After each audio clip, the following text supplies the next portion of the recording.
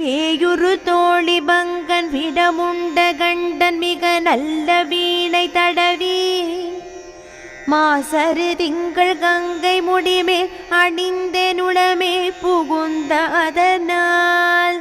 ஞாயிறு திங்கள் செவ்வாய் புதன் வியாழன் வெள்ளி சனி பாம்பிரண்டுவுடனே ஆசரு நல்ல நல்ல அவை நல்ல நல்ல அடியாரவர்க்கு மிகவே.